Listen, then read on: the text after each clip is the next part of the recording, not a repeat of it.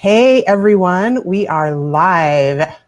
I am Melissa Hereford, founder of Negotiate with Confidence.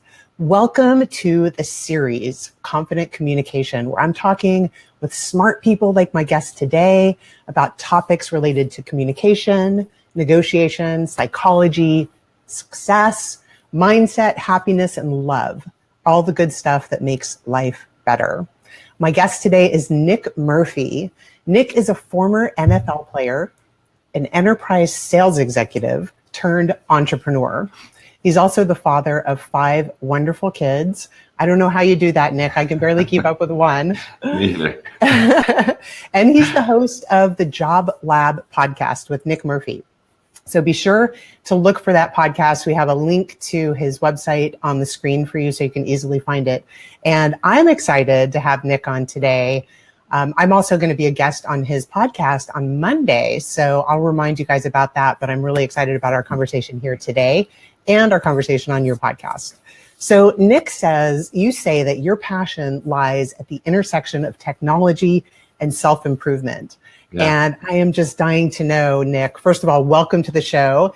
And I'm dying to know what you mean when you say the intersection of technology and self-improvement. So let's kick it off there. Tell us a little bit about that. Yeah, so I work in the jobs and careers space, and self-improvement is something that just happens organically through our lives in general as human beings, but certainly as professionals. Mm-hmm. We start our career at one point. Hopefully we end it somewhere way different than that first day as a 22-year-old or whatever it is. But taking that and marrying that with technology. I'm not a horribly creative person. I can't sit down and paint landscapes or sit down and play concert piano, but my creativity comes to life through thinking outside the box in a business sense. Mm-hmm. And technology is really the channel that allows innovation to scale and be of service to as many people as possible. And so when you marry those two things together, like we do on the show, being able to share my worldview and help around self-improvement with working professionals and scale that out there to listeners in Australia and in Asia. And it's so cool. And I get fired up by that stuff. Yeah, absolutely. And you really are leveraging the podcast technology as well to help so many people. I've listened to your first 2 episodes and we'll be on episode number 3 next week. Yeah. I highly recommend everybody check it out because it's not the same old job related podcast. You're really talking a lot about authenticity and connecting, finding true passion in what you do every day at work, which is so important because, I've read the statistic and I think you and I have even talked about it. Something like 87% of people are unhappy in their jobs. Yeah. And that is just so sad. So having you on the show today, I know a lot of my audience and the people that I work with and coach are really interested in this idea of how you bring more passion into your work and how you're happier at work. So the first thing that you pointed out and talked about is mindset. And I know this has been a passion of yours and how we bring our mindset into our job search, how our mindset can be so damaged by the job search process, right, and how strong you have to be as an individual in order to get out there, put yourself out there over and over and over again as you're looking for a job. Right. So talk to us a little bit about mindset and why it's such an important part of success. Well, I think, first of all, you have to understand how you define success. And I'm going to steal a definition that one of my recent guests gave because I love it. And he defined success. And so now this is my new definition of success is living life on your terms. And so what are your terms, first of all? And then what is your mindset? Do you feel worthy of living that life? If not, why? And so for me, I was an athlete all through growing up. I played college football. I bounced around the NFL for 4 years. To me, the mental part of being able to execute athletically all starts with confidence and all starts with the ability or the belief that you have the ability and you can do it. And so it's become innate kind of in me, I think. And for people that really need to approach, if your reality today is in any way misaligned with how you deserve it to be or how you want it to be, you have to first start by believing that you can get there and believing that you deserve to get there. And then we can break that apart and advance it. Oh, I love that, Nick. And that's a huge part of what we talk about in everything that I teach and Negotiate with Confidence. If you want to be a good negotiator, if you want to advance your career, if you want to accomplish really anything in life, you have to first figure out what it is, right? So set a goal for yourself, figure out what you want to ask for. But the other side of that is believing that you deserve it. Yeah, and I 100%. think that's really the core of what you're talking about right now, is that you have to believe that you deserve it. So what are some habits that you have, and especially from your background as an NFL player, we see in sports, it's a really easy way to see where people start and where they end up, because it's physical. Right. So you can see if someone progresses and gets better over time, it's right there in front of you, as opposed to in the workplace. It's like, well, I'm getting better at asking for what I want in the workplace, but nobody really sees that except me. Right. So talk to us a little bit about your experience in the NFL and how mindset influenced what you think about today. Well, you also get real-time feedback in sports, right? If you're a basketball player and you put up a shot, it doesn't go in, guess what? There's your feedback. That wasn't good enough. If you shank a punt, everybody boos you. That wasn't good enough. Ooh, so you get, punt. It's happened, right? So the immediate feedback is huge. I think the best advice, and I guess I'll just backtrack a little bit. Everyone struggles with this stuff. It's not, no one wakes up and is just full of like a success mindset, fully confident. Let's ask our audience for a little, give us a comment if you can relate to this, or give us a thumbs up or a heart if you can relate to what Nick and I are saying, that this mindset is so critical. Even if you're watching this on the replay or if you're watching it live, give us a little if you're relating to what Nick's saying. Yeah, for me, I think one of my experiences, I was in college at the time. It wasn't the NFL, but I had a game where I had a 5-yard punt in a conference game against Cal, in a game that we lost by 1 point. And I was a sophomore who had played, 2 games in front of 70,000 people, and it was on TV and they were writing about it. And so you get a thick skin, I think, by having everything that you do and all of your failures publicized and talked about. And this was pre-social media. This was like dial-up internet days. So it'd be 100% worse now to get tweeted at by everyone. But the best advice I ever received, and getting back to the point, was my special teams coach at Arizona State just looked me in the eye and he said, if you weren't good enough, you wouldn't be here. Love that. And boom, hello. And that, for me, I believed it. I don't know if it was something that he meant to really wake me up, or if it was just what he believed. But man, just hearing that, having that validation from someone else in my ability and in my potential. My performance is on me, but my ability and my potential is something that it felt good to have that validation. And from that moment on, I believed, and I'll tell myself that in big meetings or big asks. Yes, if you didn't deserve it, if you weren't good enough, you wouldn't be here. Make the case and understand the other things that go into the negotiation and the two-way street. But that was huge for me. So everybody write that down. I want you to just take a second and write that down, because you may not have somebody in the conference room with you or in the meeting room with you who is saying that, who is giving you that direct feedback. And we all suffer at some level from moments of imposter syndrome, where we look around the table and we think, I want to speak up, I want to contribute to this meeting or this topic, but I'm the least experienced person in the room. So write that down, put it on a little sticky note right now, and look at it in those moments when you're feeling a little insecure or feeling that moment of imposter syndrome, is that you wouldn't be here if you weren't good enough. Especially at work, right? You're filling a role, they're paying you, they chose you over other people. So it's not like you're there and you're somehow an imposter in this meeting and your opinion doesn't carry any weight, or it may not be the exact perspective, it may not be the appropriate to share it. There's all of those things and those variables, but you have something to add, and they're invested in you using your talent to the best of your ability to drive the organization forward. I think have that confidence in anything that you ask for, and you'll learn who's more approachable and who's not, but don't let it sit up here in your head and hold back, because you never know what happens if you would have said it. Exactly. And Serena summed it up there for you on the screen. So she said, I love that. If you weren't good enough, you wouldn't be there. So it's right there for you. And then we have a comment from Robin too. She says, confidence in your skills isn't valuable. For sure. Well said. It's true. But sometimes it's hard to get that confidence. So tell us a little bit about that, Nick. What do you think about, how do you get that confidence when you're feeling a little insecure?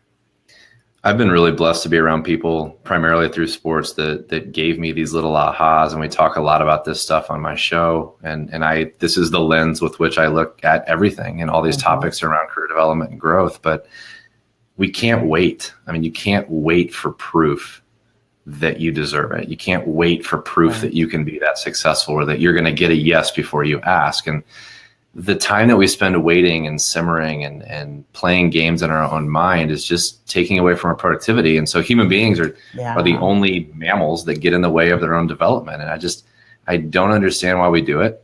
It's not innate. I don't believe it's innate. My 2-year-old has confidence in everything. He thinks he could climb to the top of the roof and jump off. Yeah. We're conditioned to believe. No, right. Please don't do that. Don't want to spend the weekend in the emergency room. But we're conditioned to believe that we have limitations and that things are realistic. And there is a social norm and there's some structure, especially in a workplace environment, where you can't just go crazy. Mm-hmm. But don't get hung up waiting for someone to tell you that, that was really valuable and you deserve to be able to ask those questions. Yeah. Put yourself out there. Put yourself out there. The very worst thing that could happen is you get a little bit of rejection. And in that moment of rejection, you're going to take something that you didn't know beforehand. You're going to learn from it. And you're going to apply it to the framework inside your head so that the next time you go out and make that ask, you have more experience and you can do it a little bit differently. Yeah, I heard Tim Ferriss talk about on a TED Talk that he did, or maybe it's on his website. I'll put a link in the show notes on my website to this. He does this activity that he describes as, instead of setting goals, of course, I can't think of the name, but anyway, he says, think through the rejections that you might get, essentially. Yeah. So if you comment, what's the worst thing that's going to happen? And then think about what's the likelihood that that's going to happen. Just think about the insecurities that we have outside of that. Like everyone's like, oh, well, do I look fat in these jeans? Or, how's my hair? Like everyone on the planet, at least in this society, is thinking that. And the reality is no one's paying attention to anyone else. You're so concerned about everyone else looking at you. And just remember, everyone's thinking the same stuff. Everyone has their insecurities. And so if you're just like, they don't care what I look like, they're worried that I'm judging how they look or whatever. Yeah. And so just, level the playing field, take a step back. And at the end of the day, if what you're asking for and what you're seeking is valuable enough to you and your career and you're clear on that, it is absolutely worth asking, even if it's shot down everywhere. And even if you get no's for years, keep asking. So, Nick, I love that. And I love your positive attitude and how you think about mindset. And you and I have talked about how hard it is to look for a job and how demoralizing that can be. And so if you were to sum up, like if you were talking to someone like me and I said, I'm looking for a job, I'm going through one of your other entrepreneurial services related to job searching, and feel free to give your other endeavors a shout out. Yeah. Give us 3 tips that you would give to someone like me who is maybe looking for a job or embarking on that journey. Yeah, I think you've got to become supremely self-aware, first of all. And that if you're not self-aware enough to notice when you're being negative or notice that you might be just projecting some doubt or some conditioned belief, it's going to be really hard to catch and replace that. So catch and replace is another little buzzword, and it's an athlete thing. And I love that. I'm getting booed as I'm backed up in my end zone ready to punt. And instead of trying to block it out, because then you just let it all in, you acknowledge it. Wow, they're booing me. Isn't that interesting? And then you're back and it's gone. And it's amazing. So don't push those things out of your head. If you find those doubts, just acknowledge them, catch them, and replace them with something more positive. But in order to do that, you've got to be self-aware. So that's tip number 1. Tip number 2 is to challenge all of our conditioned beliefs and norms. There's no rule that says you are you're only allowed to make this amount of money or achieve this level of success. There is no ceiling. There's just not. And so any beliefs or norms or what's realistic, just challenge those things. And you don't have to challenge them out loud, but think through them. Why do I believe this? And just what if it weren't true? Yeah. How would I approach it if that was not true? Oh, I love that. So great tip. And then the last thing is just surround yourself with positive people and repel everything everyone and everything in your life that you can that's negative. You don't have time for it. It's not bringing you forward. It's not going to make you happy. And those are the things that we let simmer. And those are the things that drain us emotionally, that take our energy and our talents away from things that are productive and helpful in our careers and for our organizations. And really, it's just going to simmer and bake, and it just makes me nauseous. So stay away from all those people. And if they're in your life, to the extent possible, unless that are your parents, limit the exposure. But if possible, cut them out and move on. You don't need to bring the whole gang. Yeah. Also, I think that's those are 3 great tips, Nick. Thank you for those. Yeah. And I'll have a summary of these tips from Nick on my website, which I'll link back to, which is melissahereford.com. It's on your screen. So you can download those tips from Nick and have them ready to use when you need them. And it's funny that you brought up your parents. Give us a thumbs up, everybody. If you like what the tips that Nick is giving, which are just, I think, are amazing. But there are negative people in your life sometimes that you just can't cut out. Like maybe it's your parents or even your spouse. And I think it's interesting to think about just limiting your topics of conversation with them. So if you're looking for a job or you're trying to get a promotion or trying to do something that's really outside the box, is just don't talk about that topic with them. Yeah. Choose what you're talking about. I heard something really, really smart this morning when I was at the gym on a podcast, and it was talking about marketing, but the framework is the same. And it was basically, you want to act like a magnet. You want to attract the perfect match, and you want to repel everything else. Yeah. And I told my wife that, and she's like, that's a really, really good way to look at things. It's funny because, it's a new podcast, right? We're 3 or 4 episodes in.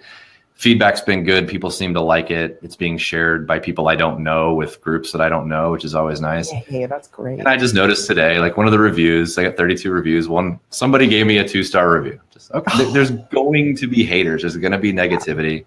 Yeah. Put yourself out there and believe that you deserve it. And you know what? If you're doing something impactful, if you're doing something important, there will be people that are detractors. There will be people that want to pull you down or bring you or hold you back. Yes. Screw them. Screw them. Just keep going. Totally. And there's always going to be somebody that doesn't like you. There's always going to be somebody that doesn't like your hair or your background or your face or your voice or whatever. And that's fine. It's good. There's room for everybody out there. Exactly. And you look at some of the really popular people in the media and say, I don't understand why that person is popular. You don't take the time to drag those people down. And I know that none of our listeners or viewers are doing that. No one would ever be so petty as to admit that. You put your energy toward the people that you do like. Just leave those other people alone. Leave them out there for the people that they're attracting.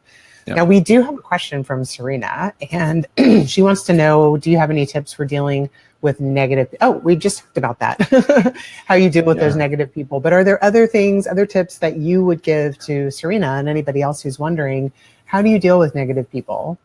I think to the extent possible, you avoid them, but at minimum, you recognize who they are, and you recognize and you kind of put a label in your mind on that person. And so the lens that you might absorb their feedback or their communication is going to be labeled, hey, this person's, their default position on life is negative. Okay. And it can go in one ear and out the other. But I mean, we're not going to live in a situation, especially in a work environment, where there aren't any negative people. I mean, it's the Gallup poll, 87 or 8 out of 10 people don't like what they do. That includes managers, by the way, because they have all the problems that individual contributors have multiplied. So I think just understand who's negative, and catch and replace that as well. Like, it's just, how are you going to model behavior that you believe is positive, that you believe can be something that people can either get behind or at least respect you for, and model that behavior, particularly to the negative people. Not in a condescending way, not in a I'm better than you, how could you be so negative, but even when you want to. Just be the other way. Like, the world needs more positivity. It needs more enthusiasm and passion and confidence. So just go do you, and put your head down, understand, be self-aware, and do those things. I think everything will work out. I love that catch and release too. So one of the things we talk about in Negotiate with Confidence is essentially the same idea. And then we use a skill called or maybe. So you're catching that negativity and you say, I see you, and you're choosing to put it aside. Yep. And then the next step is to say, is to use or maybe. So that person just criticized me, or, they could really hate me, or maybe they're having a bad day, or maybe they only heard part of my presentation. And there are just a million or maybes that you could use. And the idea is that you put aside your natural assumptions, which almost always tend to be negative about us. Every negative thing that comes in, it's got to be about me. But oftentimes, probably 80 or 90% of the time, it has nothing to do with whatever your assumption was. Yeah. And even if it is, like, agree to disagree. Okay. You understand it's a context. You really don't like it. You totally have a different viewpoint. Okay. You're That's totally cool. entitled to that. That doesn't mean that mine's less valuable. It doesn't mean I'm not right? Like, it just means that there's other perspectives, and that's totally fair and to be expected. Yes. I love that. This has been such a great conversation, Nick. I think I could talk to you all day long and go much deeper. But in the interest of our audience and time, we've been 20 minutes. It's been so great. Go check out Nick's new podcast, which is The Job Lab. The website is up on the screen. I'm going to have a summary of what we talked about today on my website, which is melissahereford.com. So whether you're watching this on Facebook Live or if you're watching the replay, give us a comment. Let us know what you think. Nick and I will be checking back to make sure any questions that you have in the replay get answered. I want to thank you guys for joining us today. It's been a really fun conversation, Nick. Thank you so much for being a guest on Confident Communications. Thanks for having me. And anybody who does want this, Melissa, just timing happens to be, we recorded 8 weeks ago, but you're next. So Monday morning on the Job Lab podcast, you'll get a whole other hour of us talking about different things that are also related. So yeah, all right, it's been a pleasure. Thanks for having me. It was fun. Thanks, Nick. All right. Thanks everyone for joining.